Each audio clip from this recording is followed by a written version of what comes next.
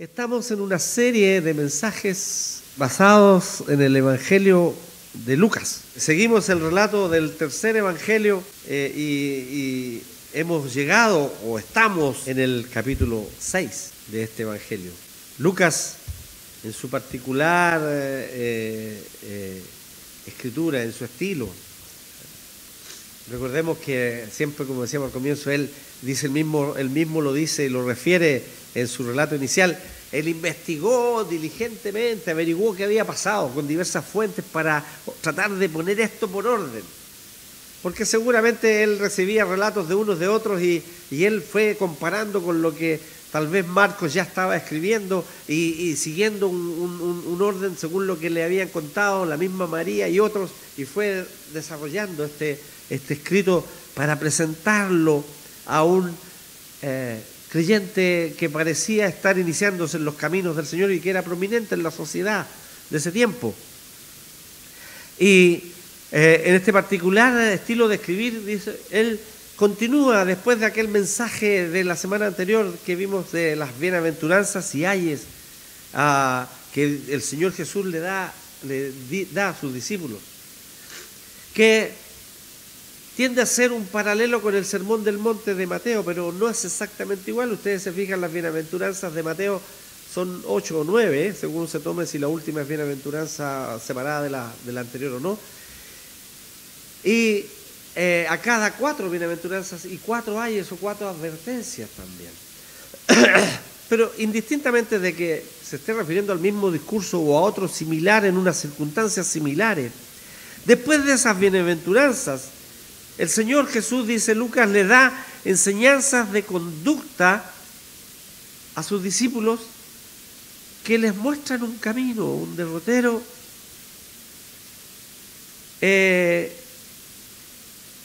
una forma de ser, una forma de actuar, una forma de comportarse en la sociedad en la que ellos se desenvuelven, distinta del mundo, contraria a lo común. Yo me recordaba, necesariamente uno tiene que hacer estas asociaciones, ¿no? No lo tengo escrito aquí, pero me recordaba cuando escribí aquí esa serie de mensajes de Romanos. No os conforméis a este siglo, sino transformados. Decíamos, el creyente tiene que actuar de forma distinta al mundo. No hacer lo que todos hacen porque todos lo hacen, porque el hecho de que todos lo hagan no significa que esté bueno, que sea bueno, que esté bien hecho, sino que comportarse de acuerdo a lo que el Señor manda y ordena en su palabra. Y aquí el Señor le está diciendo a sus discípulos, esto quiero que hagáis, de esta forma quiero que viváis.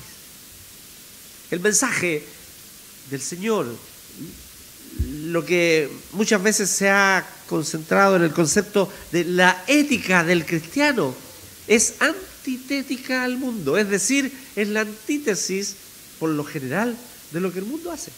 Y cuando digo mundo no lo estoy diciendo en el sentido peyorativo, sino que estoy diciendo en el general de la sociedad que habita en este planeta.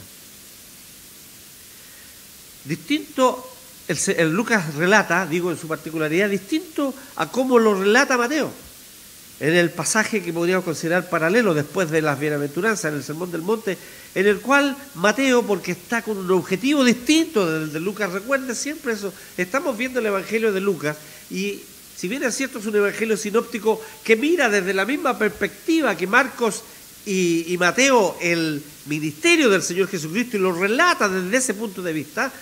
Sin embargo, él está focalizado en un objetivo y un propósito, que es demostrar o dejar evidente en su relato que Jesucristo es el hombre perfecto, el Hijo del hombre, el Hijo de Dios encarnado y que cumple a cabalidad con el modelo que Dios quiere para el hombre. Y entonces, enfocado en ese concepto, Mateo está enfocado en convencer a sus compatriotas judíos, hebreos, profesantes, de que Jesucristo es el Mesías, aquel que señala la Escritura, y por eso siempre cita la Escritura para poder refrendar o confirmar lo que el Señor está diciendo o confrontar a los judíos. Y por eso Mateo, en este paralelo, en el texto paralelo al cual estamos viendo en Lucas, cita un mandamiento antiguo y la interpretación más común que esto tenía, para luego dar el particular punto de vista e interpretación del Señor, o la forma como debe ser vivido aquello y no como se está viviendo. Y esto muchas veces, si no siempre, resulta ser exactamente lo que no se enseñaba o no se hacía por lo común de la gente. Es decir, el Señor Jesús toma, en el decir de Mateo, un texto o un mandato y les dice a la gente: ¿oíste que fue dicho esto? Yo os digo esto. Lucas empieza simplemente con la afirmativa: hacer tal cosas. Sigamos el texto que leímos ya en forma alternada en Lucas 6, del 27 al 36, en adelante, del 27 en adelante. El Señor Jesús habla a sus discípulos de amar. ¿Pero a quién? Al enemigo. Habla de hacer el bien. ¿A quién? Al que os aborrece. Habla de bendecir. ¿A quién? A los que te maldicen. Y habla de orar. ¿Por qué? Por aquellos que os calumnian. Después les dice poner la otra mejilla cuando te hieran en una, o te abofeteen en una, como dice Mateo, o dar la túnica además de la capa si alguien te la quita o te la pide, como dice Mateo, ¿ya? O darle al que te pide, y no exigir recompensa o recuperar lo propio si alguien te lo ha robado o se ha quedado con ello. En fin, no exigiendo del otro nada a cambio. El creyente, el discípulo del Señor, el cristiano, es desafiado en este texto por el Señor para ser distinto y actuar distinto de cómo el mundo o el común de la gente hace o hará en ciertas circunstancias. Eso aprendemos de esto. El llamado que es del Señor, que en realidad más que un llamado es un imperativo, es una orden, está escrito de tal manera que está imponiéndolo a los demás, es un mandato del Señor, es a actuar como Él lo hace, es a seguir su ejemplo. El Señor no pide, no exige más de lo que Él mismo ha hecho en su condición humana. Ayer hablábamos del liderazgo. El Señor es el ejemplo del líder. Él pide a los demás que hagan algo que Él ha hecho. No le pide que hagan lo imposible, humanamente hablando. Le pide que hagan lo que Él hace o lo que Él ha demostrado hacer. Por cierto, ninguna de estas conductas que el Señor pide son las que cualquiera haría. No tenga duda, ni usted ni yo, le aseguro, lo haríamos regularmente.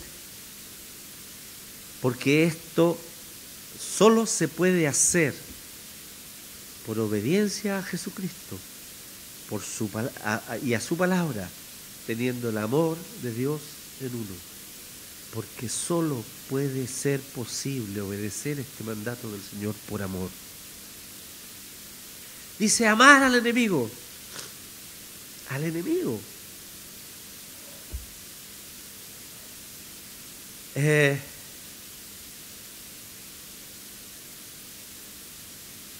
evangelista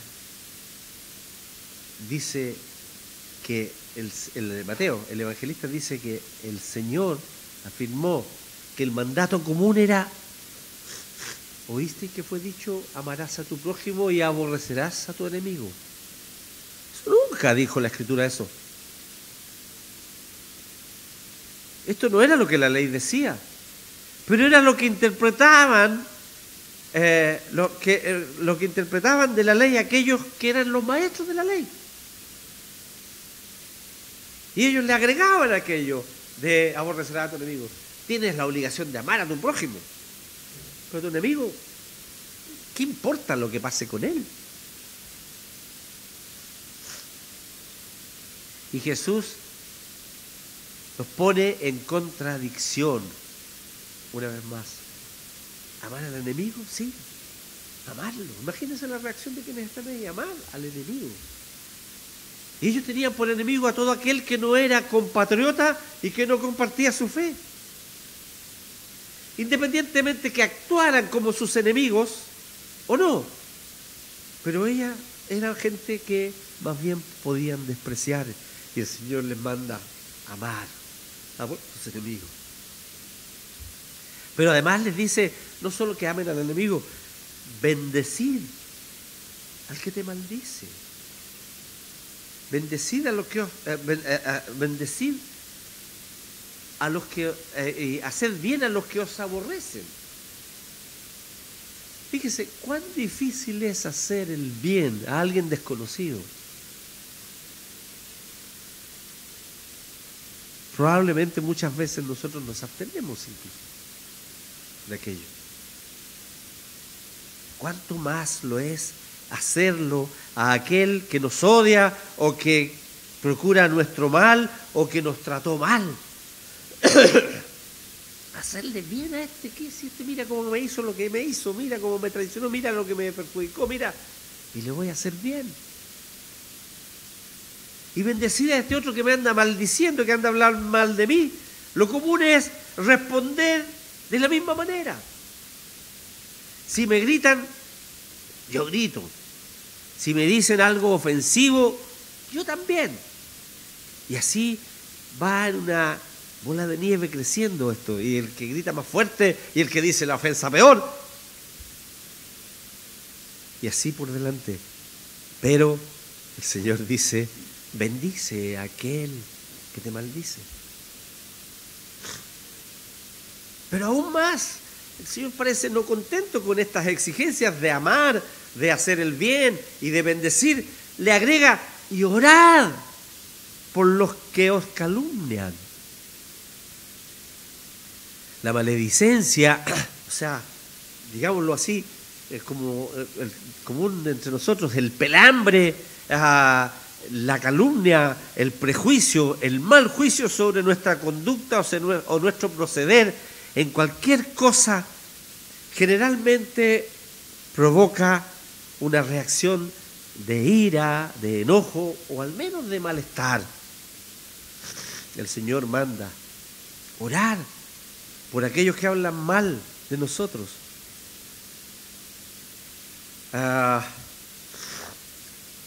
Debo confesarles, hermanos, aquí, que eso me cuesta.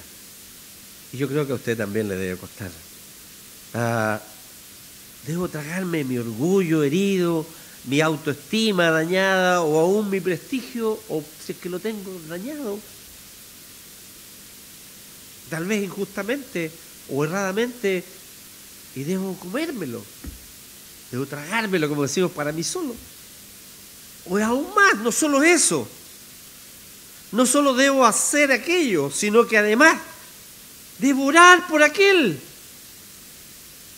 Delante del Señor, volcar mi corazón en la expresión que es la oración para pedir sinceramente al Señor por aquel que me maldice.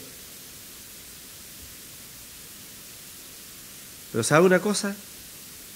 Si oramos por aquel que nos calumnia, no solo podemos nosotros librarnos de malos sentimientos que podemos tener dentro de nuestro corazón, sino sentirnos en paz con aquel. Y hasta podríamos ver la respuesta a nuestras oraciones con un cambio de su conducta. Pero el mandato es ese, orar por el que os calumnia.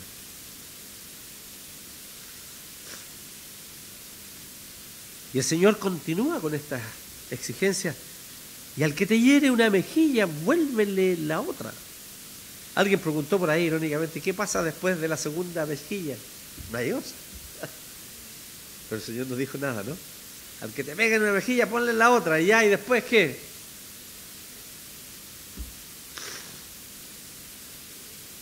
O al que te quite la túnica o la capa, dale la túnica. En ese tiempo era costumbre aquello, ¿no? De si alguien con mayor autoridad que te podía perfectamente pedir que te prestaran la capa para el camino, para cubrirse él. Y el Señor le dice, no solo eso, pásale la túnica también. Tienes que estar dispuesto a despojarte de lo tuyo para dárselo si Él lo necesita, si Él lo requiere. Lo que es peor, se desprende del mandato del Señor, que aunque Él no lo necesite, simplemente porque lo quiere nomás. ¿Cómo se llama eso? ¿Cómo podemos entender esta enseñanza de Jesús? Él se presenta como siendo manso y humilde de corazón. Él refleja aquello que el profeta dice. Él no respondió cuando le ofendieron, cuando le abofeteaban, cuando le escupían, cuando le golpeaban. Como dice Isaías, como cordero fue llevado al matadero y enmudeció y no abrió su boca. Como decimos aquí en Chile, sin chistar, no dijo una palabra. El otro día conversábamos con alguien, ¿ha visto morir un cordero usted o no? No, estaba en el campo cuando le sacan la sangre ahí, lo tienen colgadito para hacer el ñachi. Y el cordero está desangrándose y está muriendo. Y usted no lo escucha ni un balido de él. Caen unas lágrimas, eso me impresionó mucho, caen unas lágrimas de sus ojos. No hay más. El Señor Jesucristo fue a la cruz, recibió todo lo que recibió y enmudeció y no abrió su boca. El apóstol Pablo grafica un poco o lo lleva a terreno esto también cuando él da sus recomendaciones a la iglesia, a los hermanos de Roma, cuando le dicen al finales del capítulo 12, no paguéis a nadie mal por mal, no os venguéis vosotros mismos, sino dejad lugar a la ira de Dios. Así que si tu enemigo tuviere hambre, dale de comer. Si tuviere sed, dale de beber. Pues haciendo estos ascuas de fuego amontonarás sobre tu cabeza. No seas vencido de lo malo, sino vence con el bien el mal. Es decir, si tu enemigo está allí en necesidad, asístelo. Probablemente con eso habremos ganado al respeto del enemigo. Probablemente ya dejará de ser enemigo. Si tuviera sed, dale de beber.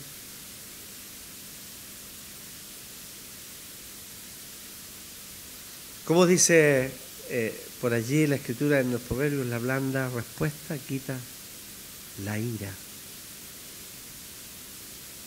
O sin leña se apaga el fuego. Se necesitan dos para discutir o para pelear. Si uno no está disponible, la pelea se acaba. El fuego, la ira, de la ira se apaga, o por lo menos disminuye. Por eso el apóstol dice, no paguéis mal por mal, sino vence con el bien el mal. Es lo que el Señor está diciendo. Solo se puede hacer por amor. Solo el amor del Señor en los corazones del individuo, de los individuos, puede permitir tener tal nivel de respuesta ante conductas impropias que nos dañan. Dejar en las manos del Señor. Él hará. Y el texto del Evangelio va continuando y nos muestra lo que es lo que se conoce como la regla de oro. El versículo 31 cuando nos dice, y como queréis que hagan los hombres con vosotros, así también haced vosotros con ellos. Máximas parecidas habían en el mundo antiguo y las hay también ahora. Es común escuchar, no hagas a otros lo que no quieres que hagan, lo que no queréis que hagan con vosotros. Pero el mandato del Señor es un mandato positivo, no negativo. No es de abstención de hacer el mal, es de hacer el bien. Como queréis, así haced vosotros. Por lo tanto, debemos preguntar, ¿quiere amabilidad? Sea amable. ¿Quiere afecto?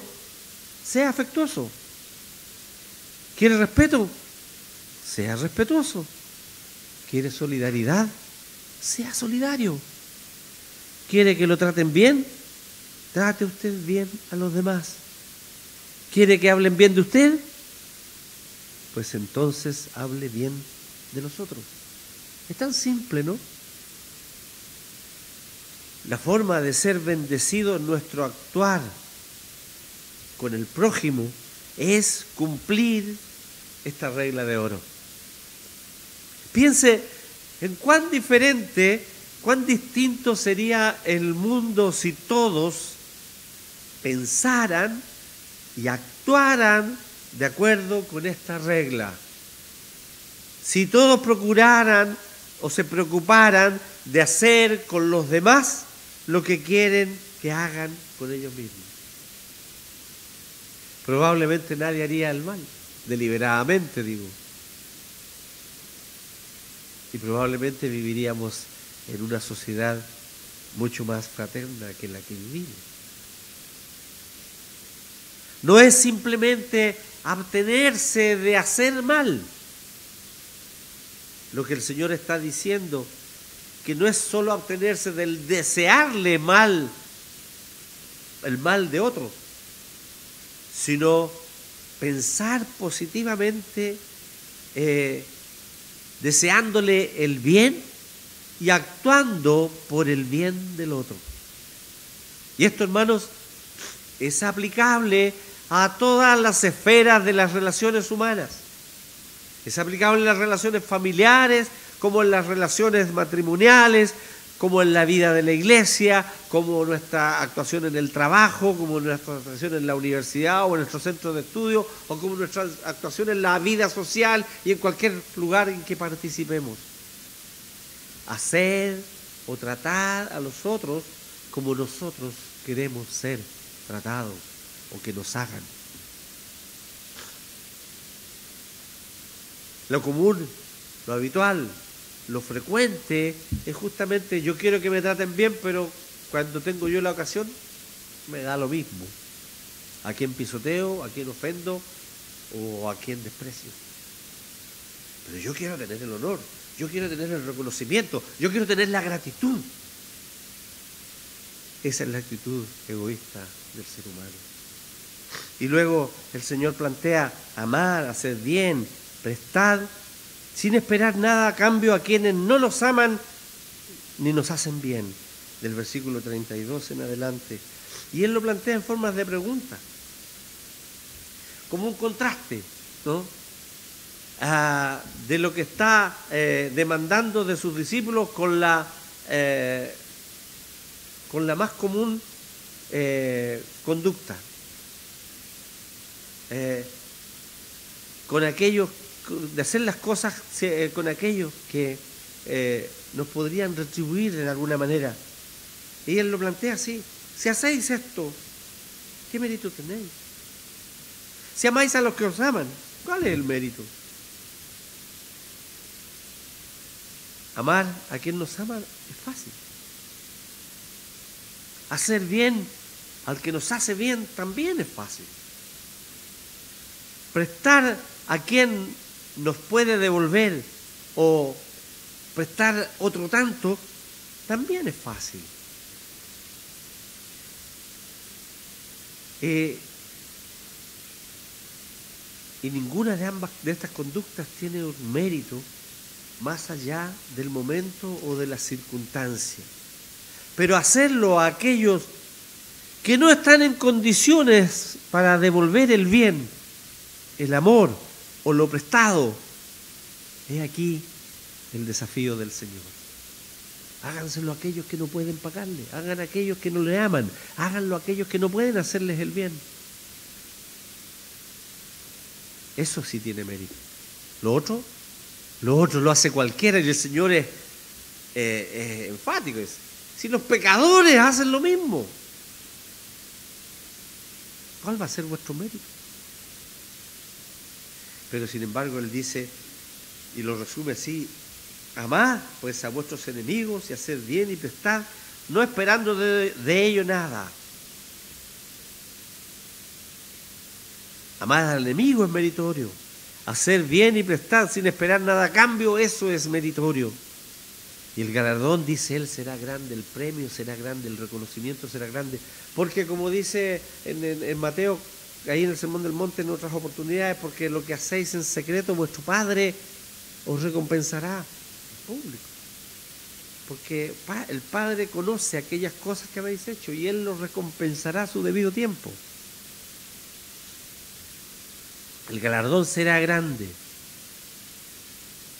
Es lo que el Señor demanda de sus discípulos, de los creyentes, de sus seguidores, que dicen ser hijos del Altísimo, del Dios eterno. El Señor demanda imitar a ese Padre, es procurar hacer la voluntad de aquel Padre, es de obedecer esa voluntad.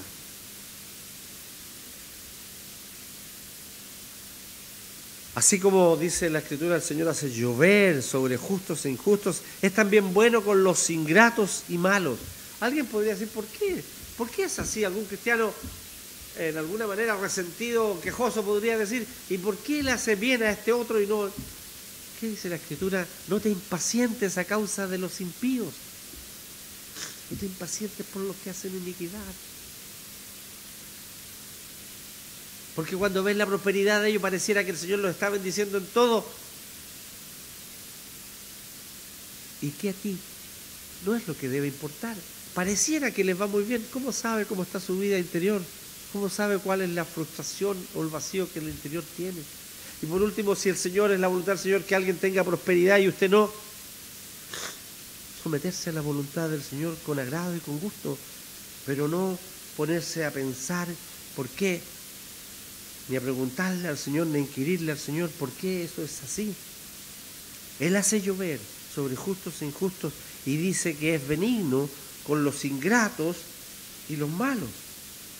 La gracia común es aquella con la que Dios trata a la humanidad, más allá de la fe en Jesucristo, o más acá podríamos decir, porque los trata a todos los seres como criaturas igual y a todos les llega la bendición. El Señor no hace llover en el terreno del creyente y que no llueva en el terreno del incrédulo.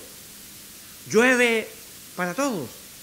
El Señor prospera a justos e injustos, a creyentes y no creyentes, cuando una nación prospera.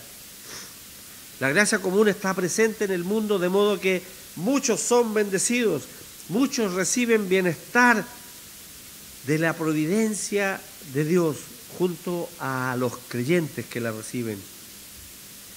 Y aunque tengan una vida ajena a la palabra y a Dios mismo, aunque desprecien e ignoren la cruz, la Biblia, la fe, aún así tienen ellos beneficios de parte de Dios por la gracia común.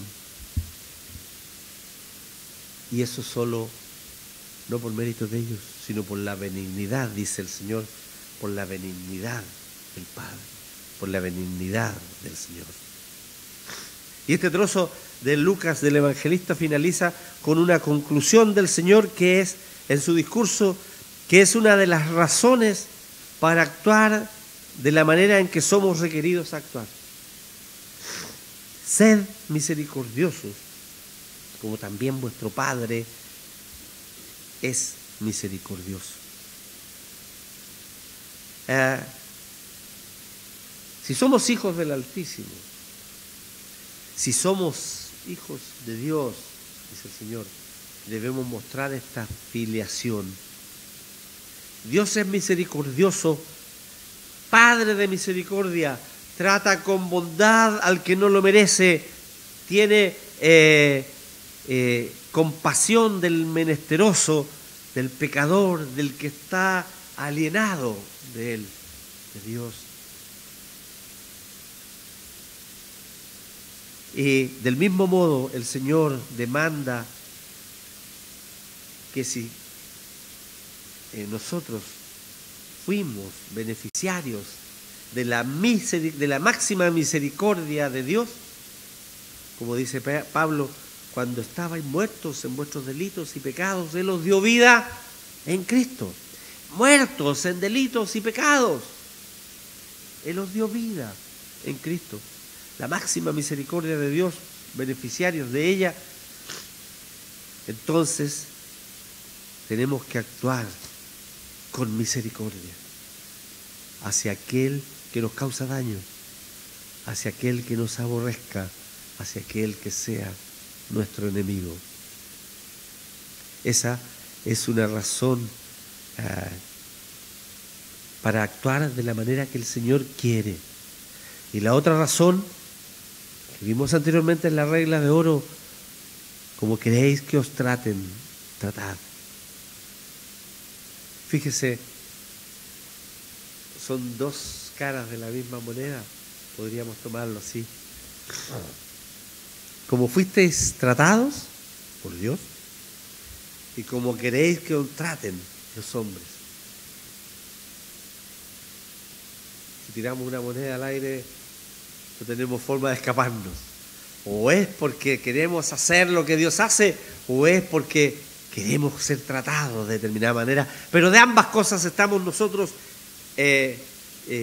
mandatados por el Señor para hacer su voluntad, para tratar bien al otro, aunque nos trate mal, aunque nos desprecie, aunque nos aborrezca, aunque sea nuestro enemigo. En ello se resume el cómo debemos actuar en nuestras relaciones con el prójimo.